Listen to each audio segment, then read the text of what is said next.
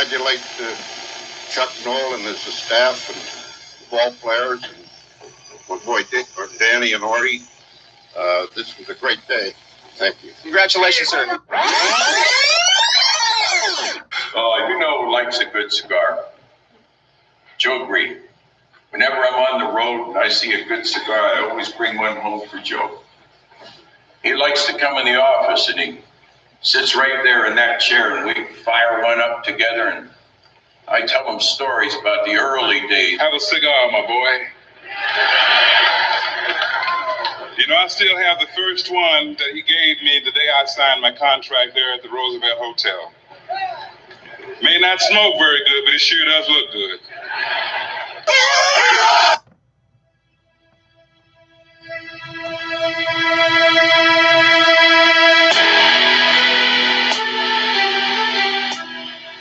And now, time to get in the huddle with your host, Charles Barge Ritchie, here on the Mass Steel Podcast. This thing belongs to Mr. Rooney, belongs here, and let's see if we can bring this damn thing back here next year, along with the Super Bowl. Here we go. The game is over. The Pittsburgh Steelers did it the hard way.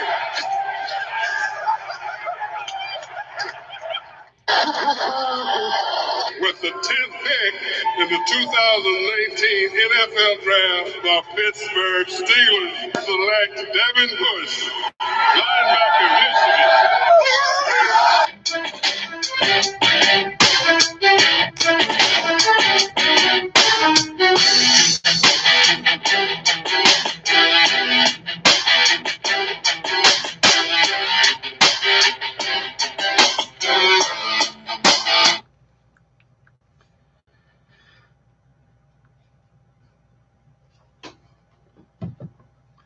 And welcome back here, everybody, to another edition of the Mass Steel Podcast. As we are on another game day preview right now, as we are just hours away, less than 3 hours, as a matter of fact, from the Pittsburgh Steelers playing the Tennessee Titans in Tennessee.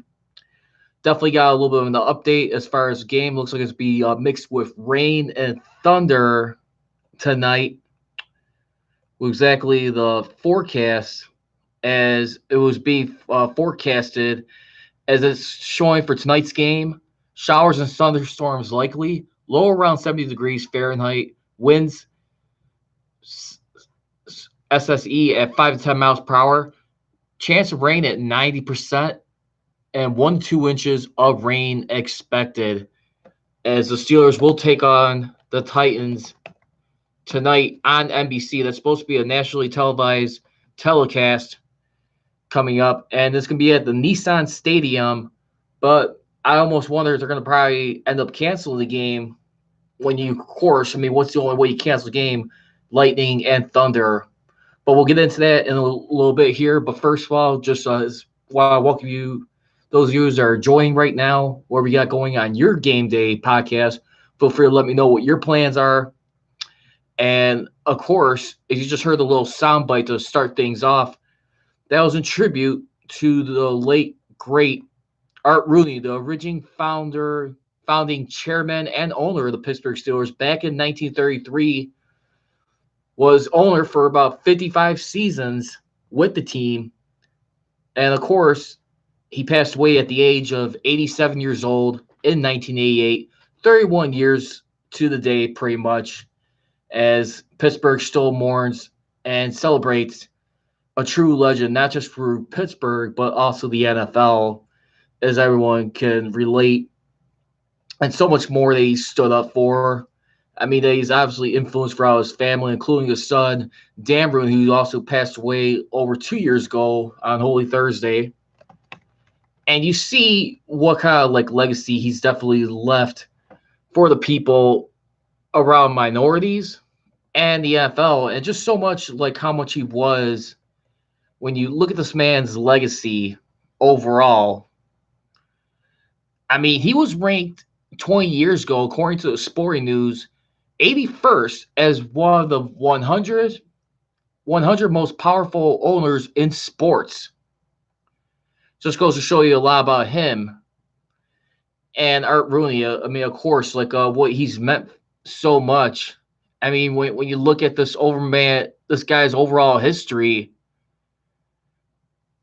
and you look at like what he's did. I mean, just community wise, a real true entrepreneur and a guy who definitely was an influence to a lot of people.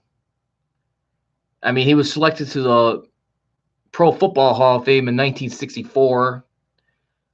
Of course, I mean, like the first 46 years of the Steelers' existence had losing seasons up until he had around that time his son Dan Rooney get involved with the team, and they were able to build on their team, finally change their fortunes away. When you start off by hiring Chuck Noll away from the Baltimore Colts, as he was a defensive coordinator and coaching assistant under Don Shula at the time. Then, of course, obviously, as everyone remembers, you also had Mean Joe Green in there, and he was also playing with some previous teammates that were part of those losing seasons for a while. I mean, you talk about Andy Russell, who was a 14-year veteran, obviously with the team, two-time Super Bowl champion. I mean, he was there for 6 of those seasons before Mean Joe Green came into the picture. And, of course, as they say, the rest is history. The Steelers definitely made a lot of, like, significant strides as far as, like, changing their fortunes around and being a respectable winning franchise. I mean, what they overall did for this city and the town, it all starts with the chief, Art Rooney.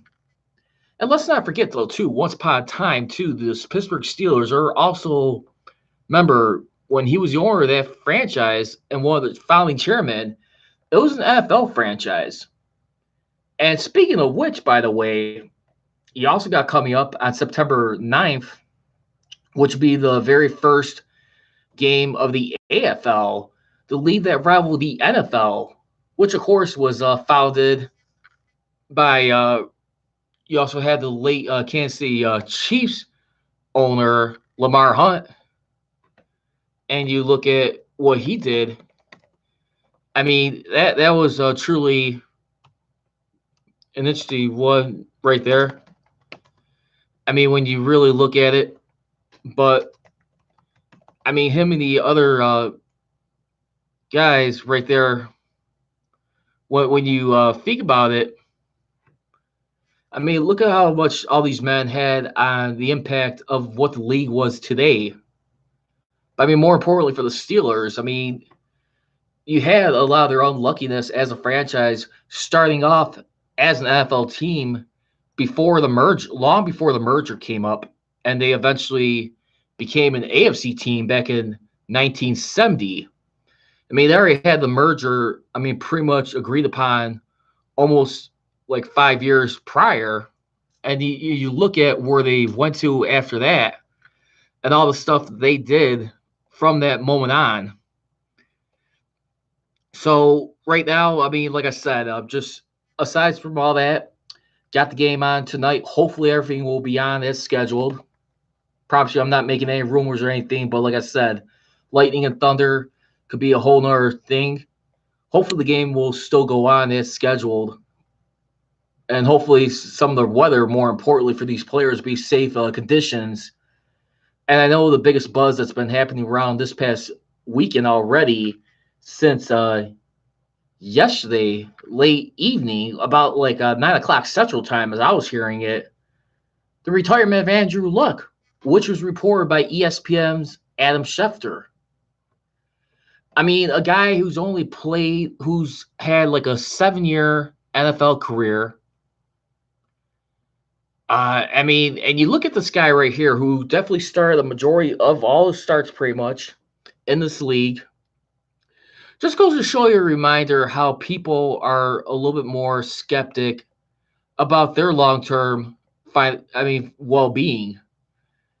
I mean, not just the financial part, but I mean, just being taken care of. I mean, obviously, he was going to be taken care of anyway when you look at what he's been doing. And Andrew Luck, I mean, there was a report that he was supposed to be forfeiting about like $58 million of his remaining salary, but the Colts were nice enough to at least let him keep like his salary for this year, from what it was reported. And like I said, I mean his biggest contract, he had like I think like $140 million at the time when it was signed. I mean, of course, and I want to say that was signed at the conclusion of his rookie contract. See if we can pull that up here in his professional career. But yeah, I mean, this guy right here, one healthy, definitely a decent winning football team. Obviously went to the playoffs in his first 3 years. Had about like a 3-year absence in the playoffs, 3 straight years. And you look at overall like what he's accomplished since then.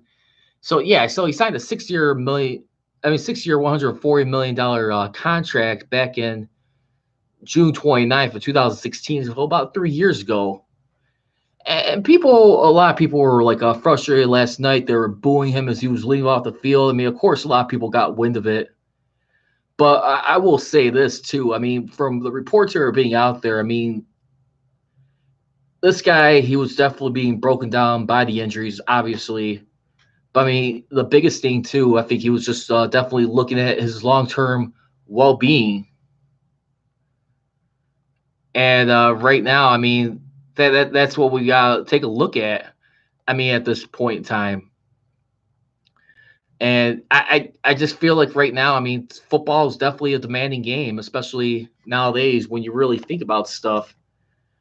I mean, where you gotta really make sure, not just physically, but mentally and emotionally. I mean, everyone can remember, this is always gonna be a draining sport, no doubt about it. But I mean, at the same time, too, I mean, you gotta make sure you're all in or all out. And there's still like a little bit of doubt. I mean, with him being already like 29 years old, I mean, at this point in time, I mean, there's still people like speculating if he's going to even possibly want to come back and give us some time. And maybe he's just taking like a temporary timeout. I mean, let's just wait and see about that. I mean, he'll be turning 30 on September 12th. So if he does come back, he'll be about 31 years old, like right on the verge of turning that when that happens. But you got to remember, I mean, like a guy like this right here, I mean, really, he's only had like, I mean, so far almost every season he's played, with the exception of 2 seasons, he started all 16 games. It was 2015-2016 season where he was having some issues with his shoulder and his bicep. So pretty much his shoulder and his arm right there. And he also, I think he had something else, I forget, but just a sad story right there when you look at it and what happened with this guy. I mean, you start to think, but like I said, you also start to look at a guy like Ben Roethlisberger. Obviously a lot more older than him. Obviously he's been around the block for a lot more. Obviously he's been, who took a lot of punishment. And when you look at a guy like Ben Roethlisberger for how much long the Steelers have him throughout the rest of his career, I mean, definitely he was definitely a cornerstone piece for this franchise, definitely a big game changer. It helps when you have a great defense to ride along with when you look at it overall. But I mean, at the same time, I mean, Ben Roethlisberger, who's been one of the most sacked quarterbacks in the history of the NFL, I mean, when you look at it, I mean, it is one of the tops almost of all time, right up there if he's not already there right now. But I mean, like all his sacks, I mean, think about this. I mean, this guy has been sacked 501 times in his career, yet he is still gutting it out and playing long. I mean, obviously he's had a lot more competition. He's had bad offensive line for a lot of years. I mean, that did not help him much. But I mean, right now, I mean, speaking of the offensive line right now, who's starting to age, and you got like at least about 4 out of 5 starters who are starting to show the age. I remember John Clayton was one of the guys who had theory about guys when you're at the combined age of about 150 or older, it's time when they start to decline over time when you really think about it. I think that's just one thing to keep an eye on with the O line. And whenever you have like your next quarterback, I mean, if that's going to be Mason Rudolph when he's ready to take the realms. I mean, the only youngest guys, excuse me, it's 3 out of 5. The only guys who are still in their 20s, but they're in their late 20s, you got Matt Filer and David DeCastro. And remember, David DeCastro right now, who is 29 years old, he is going to be turning 30 on January 11th, 2020. That's if they're in the playoffs at that point in time. I mean, so those are definitely some key pieces right there. I mean, when you look at it, I mean, of course, I mean, when you think about these guys and what they bring to the table, I mean, no doubt about it.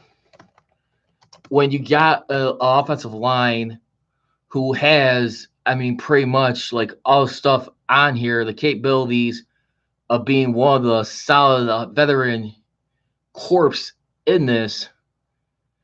I mean, when you really start to think about things, how much value they meant to Ben Roethlisberger's career lately within the last 5 years. I mean, you got at least right now so far on this squad. I mean, when you look at it, I mean, right now, I mean, all together, I mean, you got guys right here totally combined. They are combined for at least 3 of those guys with Marquise Pouncey, Alejandro Villanueva, and of course David DeCastro combining for 13 Pro Bowls, 13 Pro Bowlers on the offensive line right there. Just goes to show you how much they meant to this franchise as far as like their winning ways. I mean, of course, when you have a guy like Mike Munchak too, who's no longer with them, and Sean Surratt, who's going to try and be focusing on developing the younger cores, like I've just mentioned in the last podcast, when you guys like Chukwuma Okorafor, I mean, J.C. Hassenauer, B.J. Finney, Zach Banner, Fred Johnson, Damian Pritz, Garrett Brumfield, Patrick Morris, Gerald Hawkins, Derwin Gray. I mean, those are obviously going to be the guys that, you know, you're going to want to show some more emphasis on when it comes later on in time for this.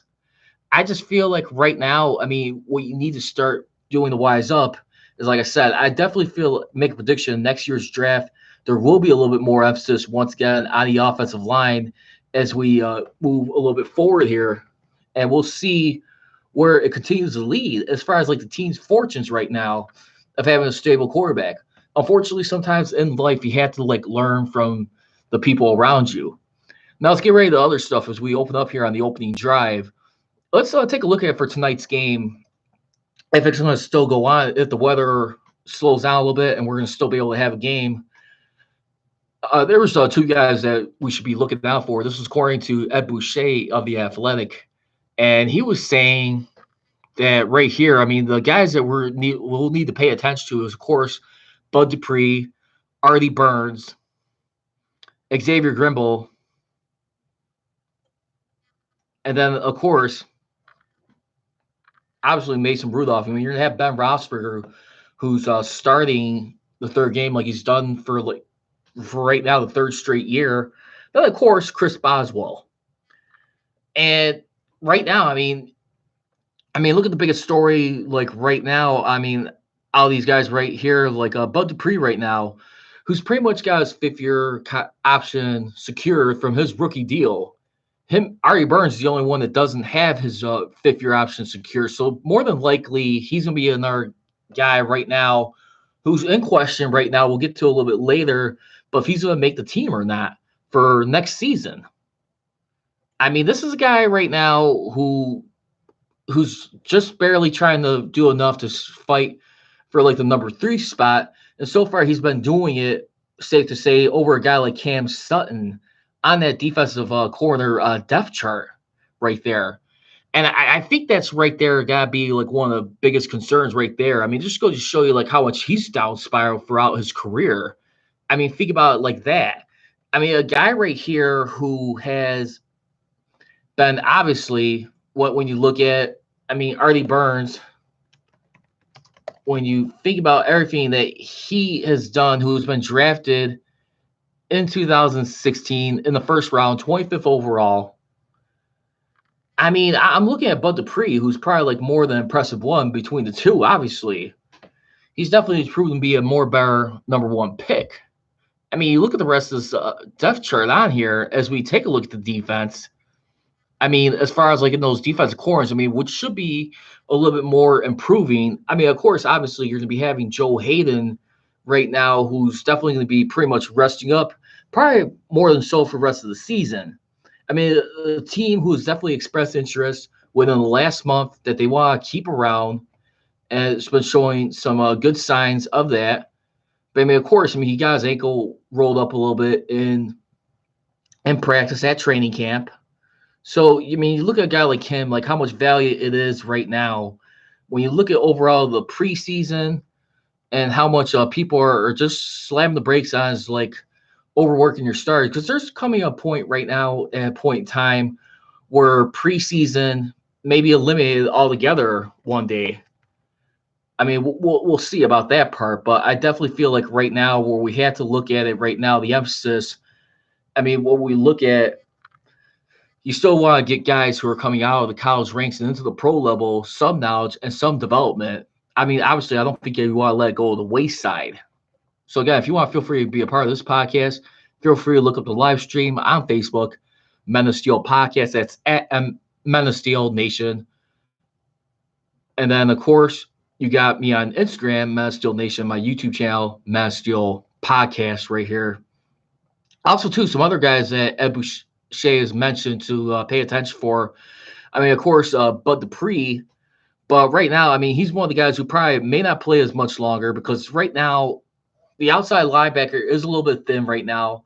You're looking more than likely Ola Adeniyi, who's going to be out quite a length of time right now, thanks to a torn meniscus. It looks like he's going to be missing the start of the regular season. The only question is, will he be placed on IR again like last year? That'd be my only concern right there. Hopefully it doesn't get to that, but I mean, at the same time, I mean, that's definitely going to be an interesting decision when they got to come down to getting this roster down to 53 men when it comes at the conclusion of next Thursday's matchup. So definitely we'll be learning a lot more. I'll have an updated podcast that Saturday. Once they make the announcements, you'll hear my thoughts as far as guys who they cut, or if they want to just like maybe call up later on, see how many of these undrafted rookies want to come up here. But also, too, I mean, one other guy to also look out for is, of course, Xavier Grimble. I mean, of course, I mean, a lot of people are going to always associate him with that fumble into the end zone, which was ruled a touchback in that game against the Broncos, which the Steelers lost in humiliating fashion. And of course, which will also be infamously remembered by Ben Roethlisberger turning it over into the end zone at the end of the game by throwing it up the middle over the defensive line. And everyone heard the rest of the fiasco right there. And rest was pretty much history at that point in time. So that's where I tend to like look at right there. But I mean, you also got you also got Chris Boswell right now. I mean, this is a guy right here, Chris Boswell, who, by the way, it seems like his job is safe for right now. I mean, of course, they brought in Matthew Wright, who came onto the team. I think he came undrafted. I mean, when you look at it. And right now, I mean, the pressure was on Boswell to prove he was a kicker for that he was last from 2017. And of course, 2016 and 2015, except for that shoddy 2018 season where he missed a bunch of extra points. But I mean, when you look at it, I mean, right now, I mean, a $2 million roster bonus is due at the end of the preseason, along with $1 million. So he's pretty much playing for like $3 million total all around right there when you look at it. $1 million. So it's pretty much. So let's keep an eye on that guy. And he still seems to be doing right now, holding down the fort at that point in time. I mean, he's definitely been clutch so far. I mean, overall, I mean, in this preseason, I mean, when you look at like what he's done overall, I mean, you look at the very first game of this preseason where he started off with, and we're talking about the Steelers against the Bucks in week 1 of the preseason. And of course, Chris Boswell, I mean, for that game, when we look at overall, who did fairly well. And Chris Boswell, altogether for that evening, he was 2 for 2 in field goals made, and of course made his one and only extra point. So he scored 7 points that evening. And then of course you got the following game after that too. The Steelers got the Chiefs, where he only kicked, I think, for only 1 extra PA attempt in that game. And of course, I mean, he was 1 for 1, so he definitely earned a point in that game. So he scored 8 points. I mean, altogether in that time. So I mean, basically, he's been 5 for 5. I mean, field goals made, including all his extra points, his PA attempts. So this is a guy who right now, who, let's not hold our breath just yet, obviously still got a lot more to prove in the regular season. But for right now, I'd like to say so far so good with Boswell. I think he's taken a lot of heat. I think a lot of people will still kind of like use him as one of the scapegoats for not making the playoffs. Of course, when you look at that very opening game last year in the opener of the season against the Cleveland Browns, where it did end in a tie, and that tie did prove to be very significant down the stretch, as Ravens got in at 10-6, while the Steelers were knocked out at 9-6-1. I mean, at that point in time. So, I mean, that was definitely a thing right there where a lot of people have a hard time letting go of. So let's go get ready to wrap up here on Fair or Foul here in the Men of Steel podcast. So let's take a look at it. Fair or foul that for the anti-preseason game people, one of the solutions they often propose is take the place of those games are joint practices. That'll be the future, replacing preseason games. I'm going to have to say foul on that. I still think preseason is going to be around. I'm not sure if it's going to be completely eliminated.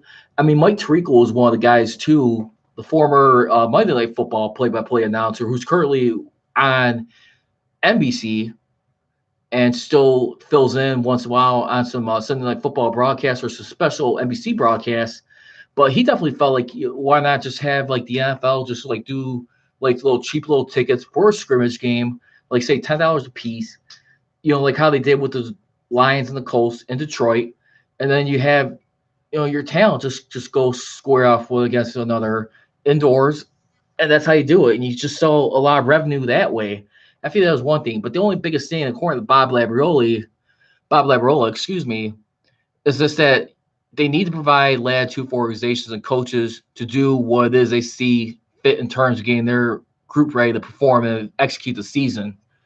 I mean, the biggest thing at the end of the day, learning and development is one of the biggest keys here to these guys, these athletes who are coming out of the college ranks. And I'm not sure if I want to disrupt that myself. So let's take a look at that. Then also, too, fair or foul topic number 2, this will more than likely be Ari Burns' last year with the Steelers. I'm going to have to say fair on that one for right now until proven otherwise. I mean, this is obviously a play-for-pay season for Ari Burns, being a first-round pick. I mean, not getting his 5th-year option guaranteed. Obviously, the writing on the wall is that he's really got to do something very impressive. He's got to really work his butt off and prove why he could still stay around with this team. I'd really be interested because definitely pressures on him for being a guy at a number 3 spot. I think that's definitely going to be a biggest key right there. He's got to earn his way back. He's got to earn his stripes. He's got to show like why he was so like successful number 25th overall pick. I mean, back for the Steelers in 2016. I mean, in the first round of the NFL draft, when you look at it. And last but not least, fair or foul topic number 3. Steelers bring another tight end for competition with Xavier Gribble. I'm going to have to say fair on that one as well. I mean, right now, Zach Gentry, who has been pretty impressive, he had to work his way up. I mean, of course, he was like a 4th guy on the depth chart at the beginning of this month as far as like in training camp at the tight end position. obviously you got Vance McDonald, who's going to be your primary guy, being focused at that position, what he's going to do to deliver for this team. But I mean, at the same time, too, I really do believe there still needs to be proven a little bit more. Xavier Grimble is still another guy who needs to still make some waves. And of course, that's going to do it for this edition of the Man of Steel podcast. Just want to say thank you for those of you joining me here. Feel free to tweet me at Pride Richie. Let me know your game day plans, where you be watching the game at. Definitely like to hear some comments or concerns, anything you guys want with this podcast or going to this game.